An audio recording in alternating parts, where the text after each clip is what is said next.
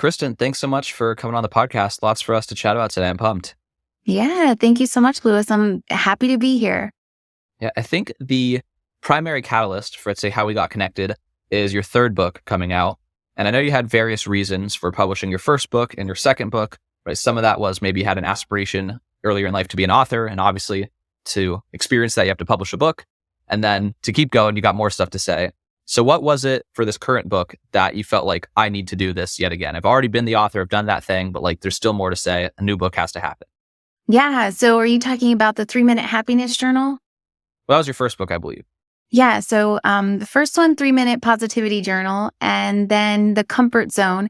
And the third book actually happened because when I signed with the publisher, they're like, hey, let's just do two in this deal, right? Because my audience, the journal was 60 days, and they were like, I go through this so quickly that I want more. And so I gave them a 90-day book that has a shorter intro and then more entries. So they do a morning and evening entry.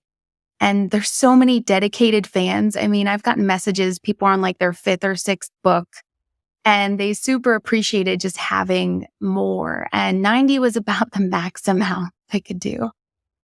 Yeah, you don't want to ship people like dictionaries or Yeah, totally. You're trying to like truck it around, wherever you go. And 2 a day is like 180. But the Comfort Zone is definitely like the book. And I really share a lot of my life story and what happened to me at rock bottom. And then how I rebuilt my life and created a thriving business, because it all really happened at the same time. And so over the years, I'm convinced that this works and that other people are doing it and they don't even realize it. And I want to help people be able to do what I did for themselves so that they can enjoy the journey instead of just kind of working to eventually enjoy themselves, right? Most of the people kind of sacrifice comfort to eventually be comfortable, but never really get there. Yeah, a question I had for you, I think the subtitle of the book or one of the promises is less stress and more flow. And I think a lot of people have a trust issue where they're like, okay, there's a letting go and there's a lot of like belief, and you're like, I'm going to work less and things are going to be better. I'm already working with slim margins here in terms of whether that's a financial margin or there's one client away from, or one customer away, or one cancel. Like there's not a lot of room to just like, people aren't working as hard as they're working because they think that in their head that I could work less and things would be fine. How do you persuade people to kind of like take that jump or that leap of faith? Yeah, the logical brain is like, work as much as you can, as long as you can, but your physical body cannot go forever that way. And burnout is definitely inevitable. And I love the science behind kind of working more in the flow state, because we're working less, but then we're achieving so much more. When our bodies are in a flow state, our fight or flight is basically dormant at that time. And so we can be more productive. We can achieve more. We can have self-mastery. Whenever you're sitting there and you're like, hours are going by and you're like, oh, I didn't even realize, because you're just so in the zone of what you're doing and so focused. And so it's really about applying less effort and getting more results. And so I started doing that in almost everything. And it really makes sense, because if we are in this triggered state and we're overworking, we're going to accomplish things, but not to our full potential. Yeah, I think that, and maybe this is a bit tangential, and I'm very much a logic-minded person often.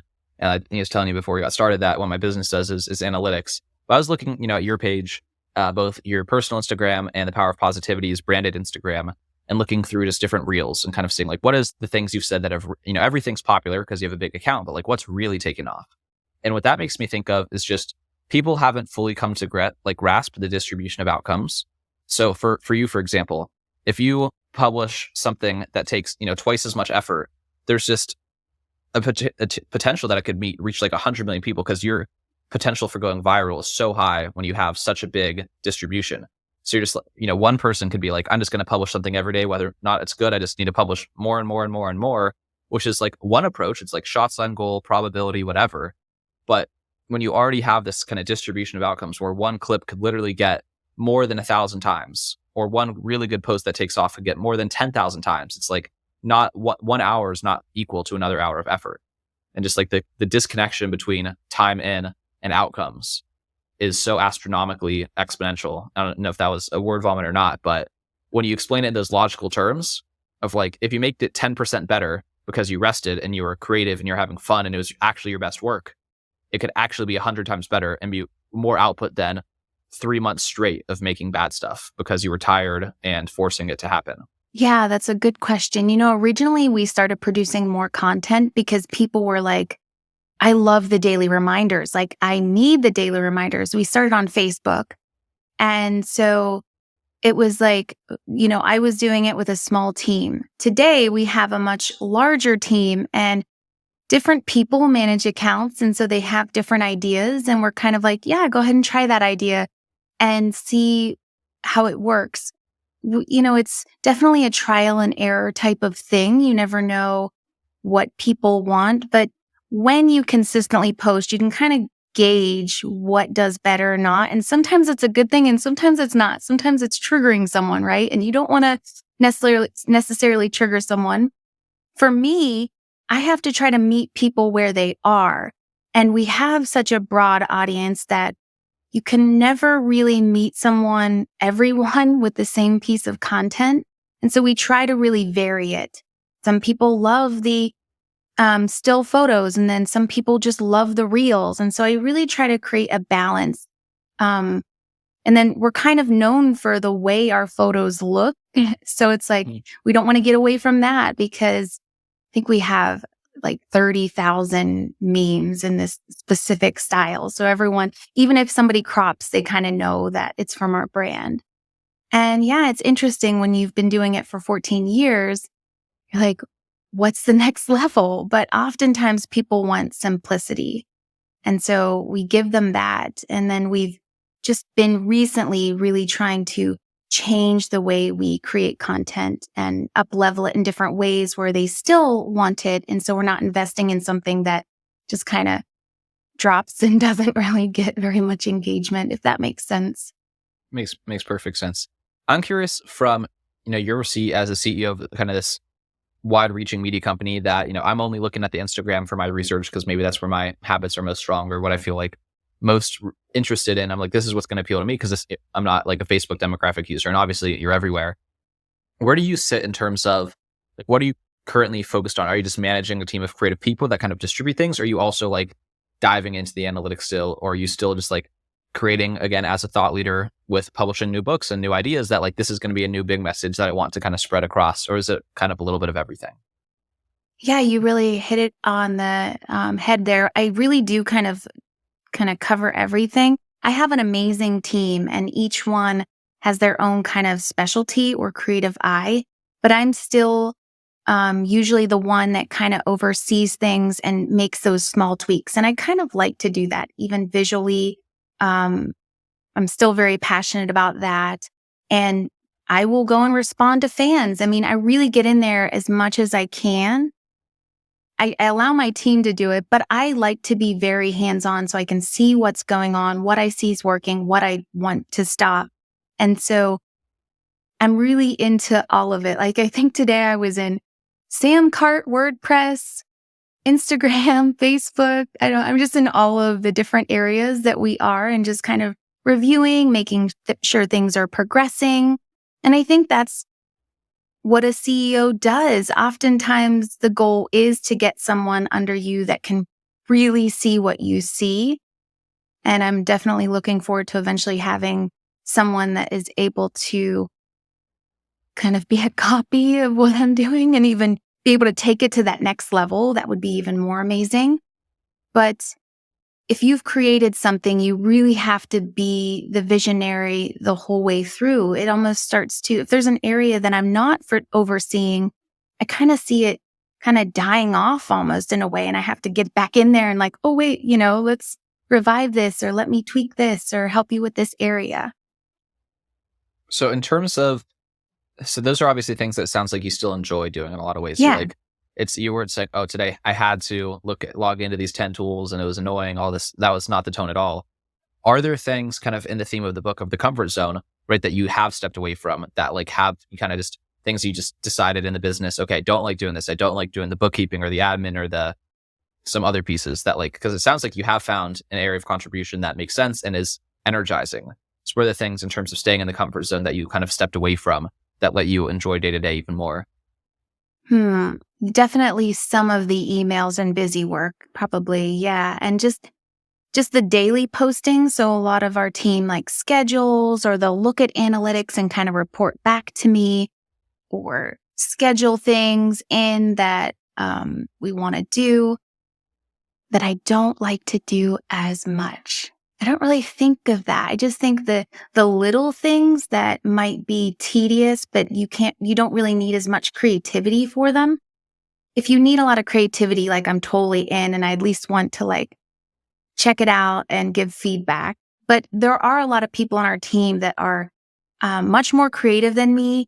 And it's fun to kind of watch them and guide them, but then see them come up with something that's even better than I would do. That makes a lot of sense. I want to talk about some of the additional practices you talk about in the book. I think before doing that, actually, the framework might be helpful of the 3 zones of living.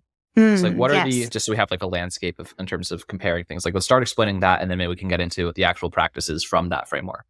Yeah. Everyone loves to hear about the 3 zones of living, but we're all living in one of those 3 zones. And the important part is wherever we spend the most time in determines the quality of our life. So the first zone is the survival zone. And this is kind of our hustle culture today. Just more action will bring better results. And the more we work, the better the outcome. But the thing is that we're human beings and we're not robots and we have limits. And early on in our life, we can try to hustle as much as we want to, but eventually we're going to burn ourselves out if we don't prioritize self-care, rest, balance, connection with others. And when you're in that grind, you're literally just trying to make it one day to the next. Sometimes you might have success, but it's going to be fleeting. And I've spent over half of my life here because I've always wanted to have success. And I would do whatever it takes. So I had very limiting beliefs around what it would take for success. And downtime and self-care was not really a part of that because it wouldn't really move the needle as far as like business. So, you can really apply it to any area of your life. But if you feel like you're just trying to make it day by day, you definitely probably are in the survival zone. The second is the complacent zone. And oftentimes people are in the survival zone for so long that they end up in the complacent zone. And this is kind of where you aren't really caring so much about the results, or maybe you're unhappy at a job and you're just kind of making it from one day to the next, but with very little effort. So survival zone, a lot of effort trying to make it work. Complacent zone, you're just kind of nearly, giving up almost or not really caring. Nothing's really bringing you joy. And for me, this is when I was at rock bottom after I had burned myself out so many times in the survival zone, trying to make things work just through effort.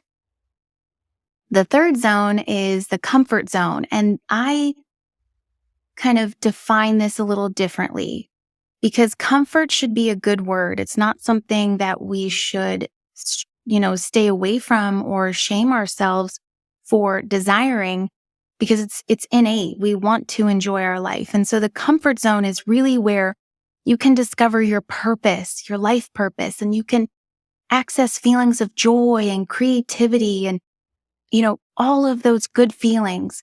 You take time for self-care. You also take time for action, but you're doing things with inspired action. You're doing things you love. You're doing things you want to.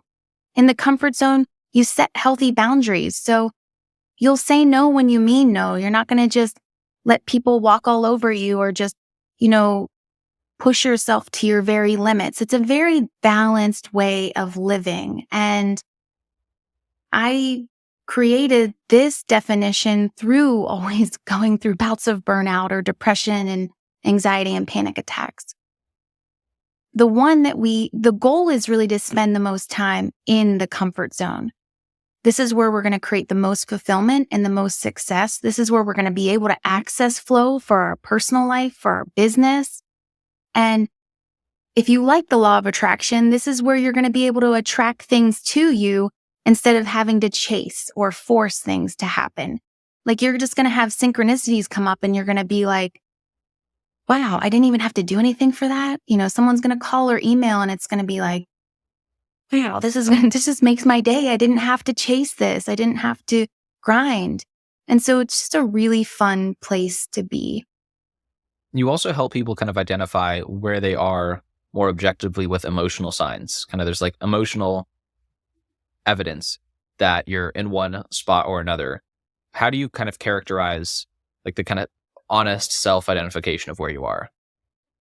Yeah. So number one, don't judge yourself for where you are, but acknowledging it is important and then accepting it.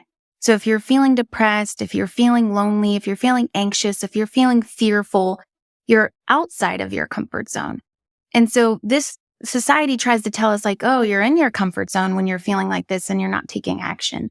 But that's not a comfortable place. And so the goal is really to move the needle to what's going to bring you joy, what's going to bring you fun, what's going to give you some creativity for your day or feelings of love and connection. So the comfort zone is just really all about those pure positive emotions. And then outside of the comfort zone is those negative emotions, which again, it's not bad. They're just signs kind of telling you where you are to get you to where you want to be.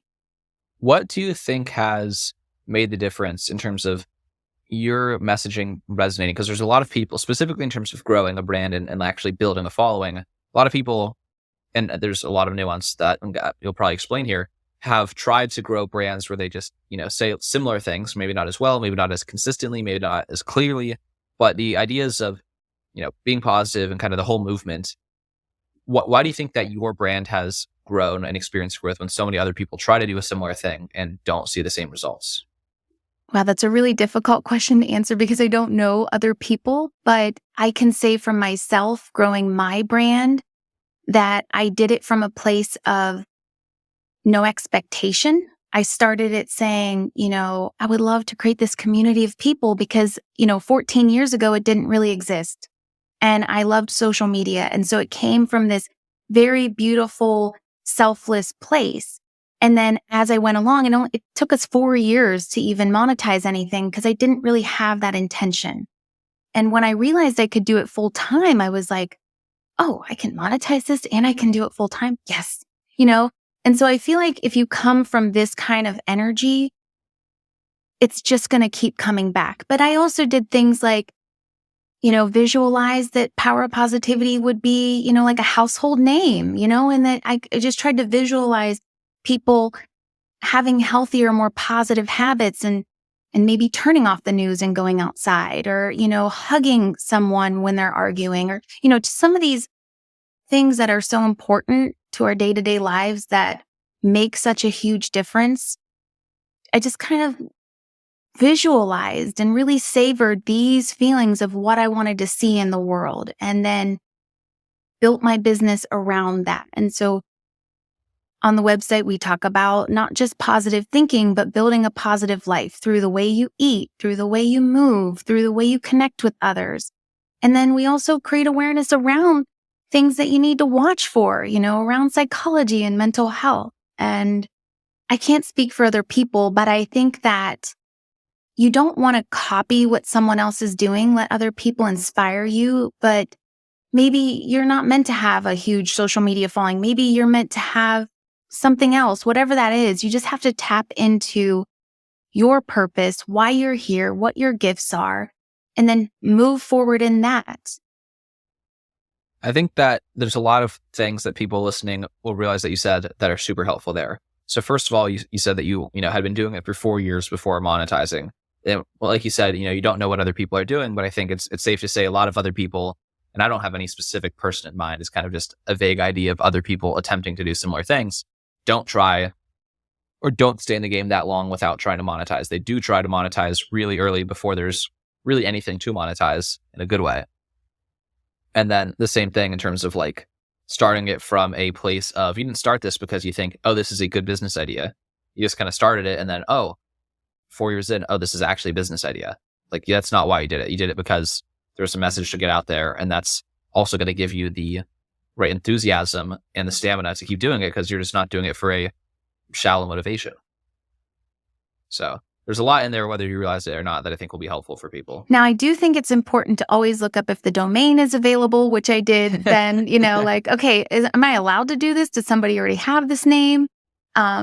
You do still want to come from that more like that business perspective, but also do it with an open heart and a giving heart. And yeah, I think you're right. Some people will give up after a few months or a year, and you really have to think of it as a long game and not a short game. I'm sure there's some businesses out there where you can do it different way, but I feel like if you really want something special, you have to give a lot truly and not expect anything.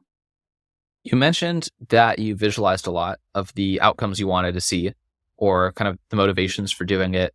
What are the additional mindset tools that you think are critically important, either for looking back that made all the difference in you getting to where you are and that you kind of recommend in the book? Wow. In the book, I do just talk about it being a mind, body, spirit type of thing. It's really a holistic approach that you have to take into every area of your life and not just to focus on one specific thing. I think that if I could kind of credit part of my success was that I was embodying the things that I was talking about, the articles we were putting out. What I was teaching was what I was learning and then giving back. And you can't teach something or be into something if you're not embracing that and embodying that and becoming that, whatever it is. Because I'm sure there's a law somewhere out there that, what is it, law of reciprocity, or there's one of those. Bob Proctor talks about all the different laws. And there's got to be something that will prevent that. It's going to create resistance because the energy isn't in alignment with what you're doing and who you are. And so alignment is so important. And I talk about it in the book because when you're aligning with yourself and then coming from that place, expanding, you're in your comfort zone, but you're growing and you're leveling up. And so that's where the magic is, but it has to start with yourself and going inward first, and then you'll see the outside change. I think that might be actually the most helpful of all the tips in terms of like, if someone's goal arbitrarily was to grow a positivity themed brand, it's like people can tell whether it's an energy thing, an alignment thing, whatever the mechanism is underlying that, if you are embodying the thing or not. Because otherwise you're someone not to listen to, right? If you're giving the advice for the thing that doesn't seem like you have figured out yet, then you're not a good person to give advice on that thing until you are. Yeah, and disclaimer, I'm always still figuring it out, right? But if you're into it and you're getting better and better and you're helping others get better, that's where the magic is. If you're coming across as positive and happy and vibrant and all of these things, then that's kind of all the credibility you need. Obviously, that's a never-ending game, but yeah, totally. We'll never be perfect, but progress is key.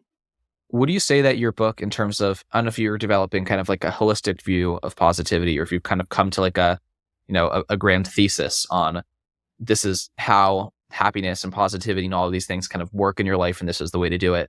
Is that something that you feel like that you have? Is the book kind of the manifestation of that? How do you feel about kind of just like an overarching, or is it just here's a bunch of like scattered things that all work and doing this is useful and doing this is useful and doing this is useful? Or is there more of like a holistic framework that everything falls into? I really think the comfort zone is the framework. And even to be more positive, in the book, I talk about the RARE method. So if you're struggling with a lot of negativity, like I give steps on how to get it out. And then you fill that space with positive energy, because oftentimes people are just kind of trying to put it in and they haven't done the work to get it out. And so it is a holistic approach. But it totally works, because I'll tell you, like a decade and a half ago, I was laying in bed with the choice of, do I give up completely or do I try something new? And I had thought at that point, like, I'm a failure. I was hating on myself. I had a very successful business on eBay, which at the time is like Amazon now. eBay was huge back then, and I was a power seller. And I thought, wow, like this is it. Like I'm doing really well. And they shut it down. I couldn't keep up with the orders because, again, I was burning myself out. I couldn't keep up. And at that point, I thought, like, man, I haven't invested in myself. I haven't taken care of myself. I'm giving it all to my business. I'm giving it all to the world and other people. And that's when I literally tried something new and started nourishing myself, coming from a place of within my comfort zone, just to get out of bed. Like, okay, I need to feel safe to get out of bed, but I need to expand from this place. And so that's when I started expanding my comfort zone and realizing, like, it's not about getting out of our comfort zone. We've got to grow that. If we want to grow, let's grow our comfort zone. Let's get comfortable with uncomfortable things. Let's get comfortable with as many things as possible so we can rock this human body, right? Who are you learning from right now? Like what Mm. sources, people kind of continuing to level up and expand your comfort zone? Oh, it's so good. Well, I just went to that Lewis Howes event, and there was so many amazing speakers at the Summit of Greatness. And, that's nourishing to be around. I'll always love Louise Hay because she taught me about mirror work and how important it was, because being at rock bottom, you literally don't like anything about yourself. And so her work is just going to be timeless. I think I will always go back to that. I also What is that love, for people who aren't familiar? Which is yeah, for myself is people who aren't familiar. yeah, Kind of mirror back. work is, what you're doing is you kind of journal about your beliefs about yourself. And so if you feel stuck in your life, you got to address the belief first. And so if you have this, belief that this is hard or I'm not good at this, then how do you want to feel? What do you want to be? And so you create affirmations around how you want to feel, what you want to see in your life. And then you look in the mirror in your own eyes and you say those affirmations. And it can be very emotional at first and hard to do. Like you look at yourself when you're getting ready, but do you say emotional things to yourself? But over time, it's like, yeah, I do rock. I am good at this, whatever it is. And you start to gain this confidence in yourself because you're really pouring love into yourself. We're always giving great eye contact to other people, give it back to ourselves. And so it's very transformative. It's super easy. And it might sound like a cocky thing or something, but really, most people have very low self-confidence. And it's a great way to amplify and build that very quickly, actually. I think that it's easy in the sense that you have a mirror, right? There's no go online, purchase this thing. It's just like go in the mirror and do it right now. It's easy in terms of accessible. Maybe the actual activity, has challenges, but there's no like excuse about you don't have what you need to try it literally right now. If you really think about it, it's really the accessible, free things that are the most important. Drink your water, move your body, and sweat and all of these things that are technically free or easy to access, but we don't think about them as being as important as they really are, sleep even, right? So trying to continuously get out of your comfort zone kind of too often all the time where you are in that survival state, that overwork state is obviously one big mainstream opinion that you have, disagreement with. Are there other things that you think are just equally kind of popular notions that are almost as counterproductive as that one? Just other bad advice that people are just shouting from the mountaintops. You're like, no, stop telling people to do that. They shouldn't be doing that. I think I do get I'm personally working on saying anything is hard because if we say it's hard, it will be harder. And so I think when you automatically tell someone something's going to be hard, I understand that at first it's necessary so that they don't get into it and be like, oh, wow, I'm going to quit this. But if we can work on making something feel easier, we're going to do it longer. And the best way to do that is just to make it a habit, make it part of yourself, make it part of your lifestyle. But you eventually don't want it to be hard because then if it's always hard, then why are you doing it? growth is making the hard easier. And so eventually you got to ask yourself like, well, why am I doing this? It should be done with less effort or feel better to me. So I just not crazy about that word per se. No, that's a really good one. I think that's a temptation I have a lot, even with a lot of the free accessible habits, right? Like exercise and moving. People are like, okay, well, the only option is to exercise in a difficult way. And then they do it so hard, like they go for a run and it's all out and it's miserable and it's painful because they just don't realize that like you could just do an easier thing that's sustainable. And that's what's like going to lead to the enduring benefit. Yeah. In the book, I talk about acclimation, the process of growth.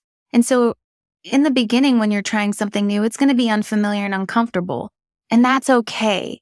It's just like stretching your muscles. You have a sore muscle, stretch a little bit, it's a little uncomfortable, but it's going to provide so much relief. So there's 3 stages really to this growth process. And so at first, like I said, uncomfortable and unfamiliar. But then it starts to be more familiar to you as you do it through repetition. And then you're still a little uncomfortable. But the goal is really to get to the 3rd level, and that's where you're familiar with it and you're comfortable with it. That's where mastery is. So oftentimes we go to that 1st level, we either kind of stay stuck in that or we give up, but we need to make it to that 3rd level. And that's how people master things. That's when people are in the flow and when they do something and it looks so easy or it's just so impressive. Like they've stayed at that 3rd level for so long consistently that it's just part of who they are. And if whatever we want to do, if we can go through those 3 stages and then really master that 3rd one, we can really do anything. One thing I heard you say earlier that surprised me was saying like, I love social media. And then you kind of went on to say something in addition to that. I think a lot of people don't feel that way. A lot of people would say, oh, I hate social media. It's so toxic. It's so distracting. It's a waste of time.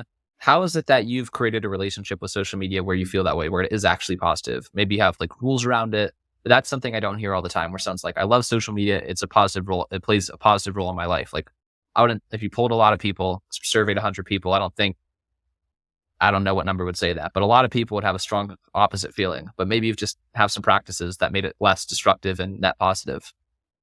I mean, I guess I could revisit quickly about the history of me being on social media. I was in a small town, very small, rural. And when social media first came out, I was 14 years old. And so to me, I was like, oh my gosh, I can talk to anyone on here. This is incredible. I could meet someone halfway across the world. And I did. I met people from China and, LA and just places that I can't go at 14 years old, back then very easily. And I was just able to connect with people in such a deep way that I was like, this is the future. And I still keep that kind of mantra inside that this is a way that I can connect with people. Even this past weekend, I had met so many people on social media, and then I got to meet them in real life. And it was like I had already known them because I had already developed a connection with them on social media. So I think it's important to create a healthy balance, not to compare yourself to other people, only use, other accounts maybe as inspiration. And if you come at it from that perspective, that this is a way that we're all connecting, that can make it feel more positive.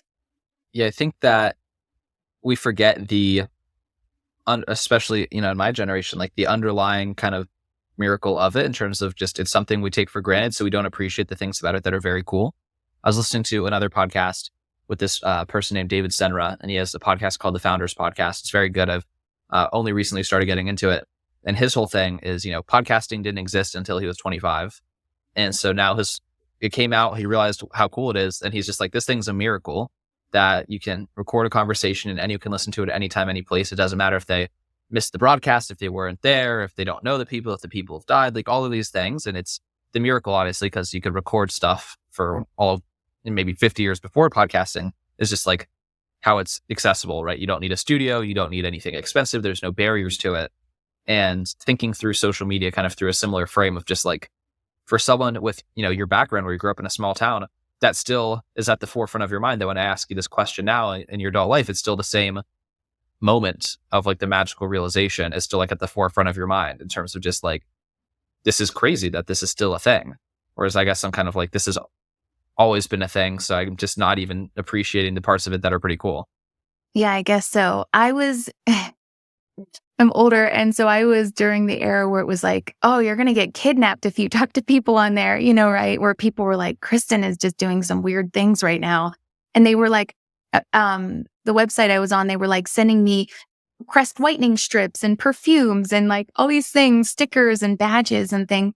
And my family was like, where is this coming from? What are you doing? Like, this is not good. This is It's so scary. confusing. Yeah. And so I'm like, no, this is amazing, right? Like, I'm getting all these free things and I'm connecting with these great people.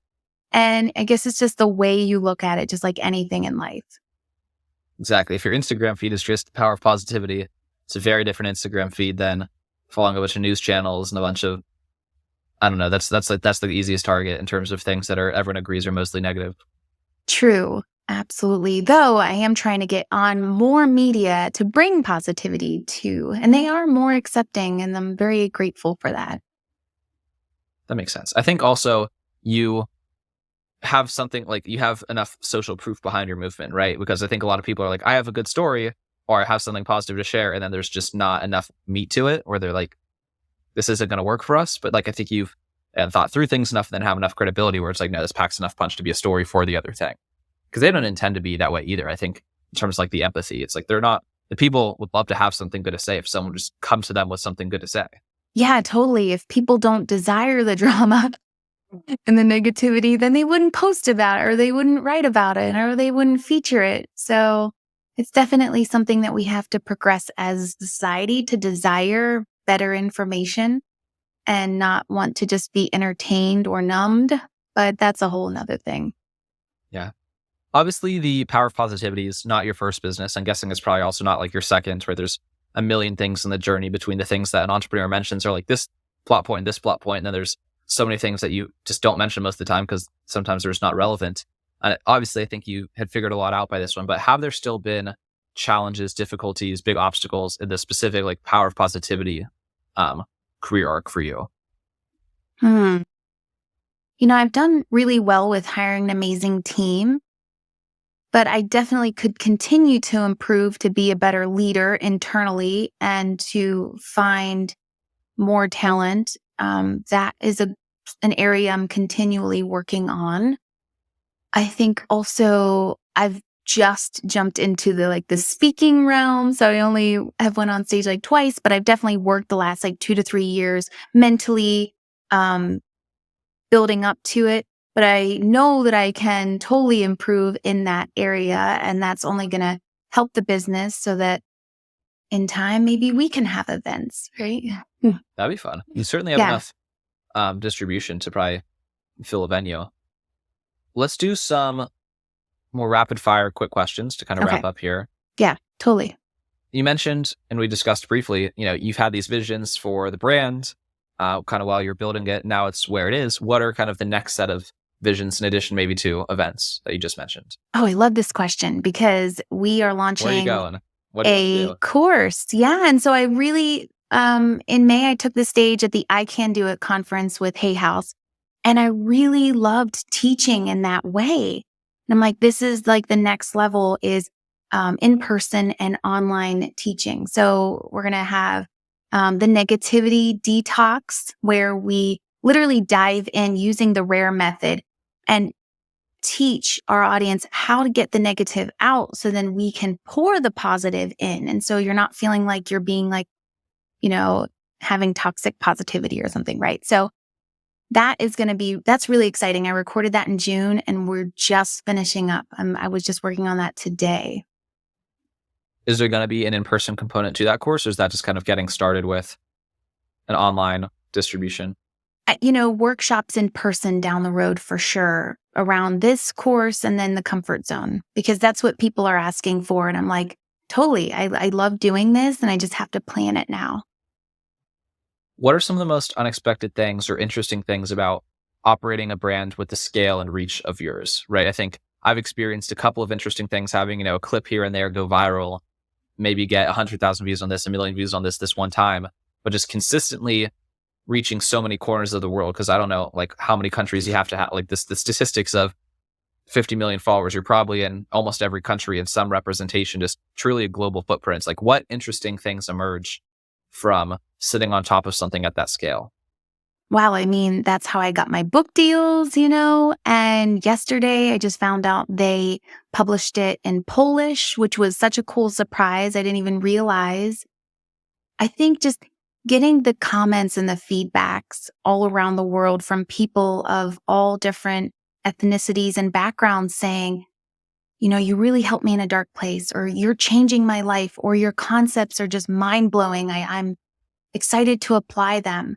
It just feels so good to know that using social media, I can influence people all around the globe. And I'm grateful, and then they're grateful. So it's just this cool, positive feedback loop that I just love. Very cool. If you had to kind of distill, obviously every person's at a different place, and you don't know who's listening to this, because one person listening to this could be in a super positive state and they were happy when they started. Now they're just a little happier when they finish. And someone maybe was down at the beginning of this and still kind of like skeptical. But if there's just like one daily exercise, or even a one-time exercise that you had to pick from your whole arsenal, that you're like, this would be really helpful for, I don't know who you are, what position of life you're in, but this is always helpful to try, what would you say? Something that maybe takes less than 10 minutes. I'm such a dreamer, and one of my favorite things is visualizing. So meditating and just getting into this state where you can see what's ahead, or at least savor it and feel it, know that it's coming, know that you're going to step into that, and feeling like, what does that look like? What does the environment look like? What are you wearing? Who are you around? Like, what kind of numbers are out there in the ethers, and where do you live? Like, all of the things, the really minute details. Let yourself think big, because things won't happen if you don't go there in imagination.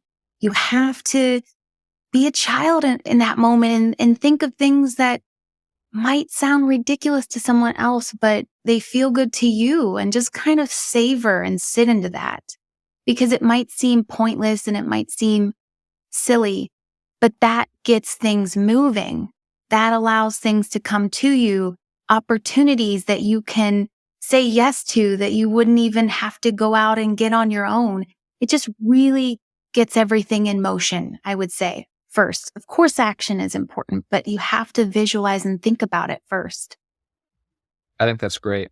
I was listening to that same podcast, different episode. It's called Founders, and it was like a profile of Christopher Nolan.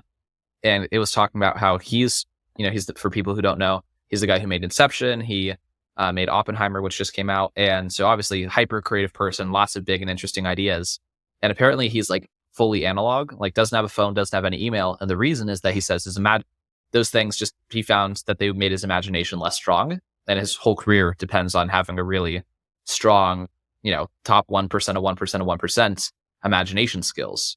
So that's just an interesting kind of synchronicity of that was the podcast I was listening to on the bike to work today. The whole like message, or what stuck out to me most, was him purposely doing these massively inconvenient things to protect his ability to have a strong imagination and to protect that skill. Wow, I love that. I'm going to have to look more into things that can affect your imagination and creativity. I love that, because that is definitely one of the biggest things that I love to do. Yeah, I think that's a great piece of advice, and something that people should act on if they're listening. If you got the 40 minutes to get here in the episode, you got the 10 minutes to close your eyes. Again, visualization, imagination, accessible, just literally wherever you are. Maybe not wherever you are if you're driving or whatever, but like Yeah. you don't need to buy anything to close your eyes and have quiet space. You just find somewhere quiet and close your eyes, and that's the thing. I love that everything we've suggested is just literally not special in the sense that there's no complicated rituals or supplements or whatever. Just like close your eyes or look in a mirror, close your eyes, open your eyes, whatever. But it's simple stuff. Just it doesn't have to be that hard. Things that just take time and consistency, and so you have to schedule that in, or it's not going to happen. That's a good point too. Well, this has been a really, really fun conversation. Very positive. I'm sure you get that a lot. Where are the specific names of the brands of the different places? So what's best for various people? The book, I believe it's already out on Amazon, or probably will be by the time we publish if it's not, or I can do my back end magic to make that happen. Yeah, the Yeah, 2 calls to action. Instagram yeah, the 2 Instagram accounts, Power of Positivity and Positive Kristen, all the links are in there. If you wanna know more, check out our content. Perfect. Thanks so much, Kristen. Yeah, thanks so much for having me, Lewis.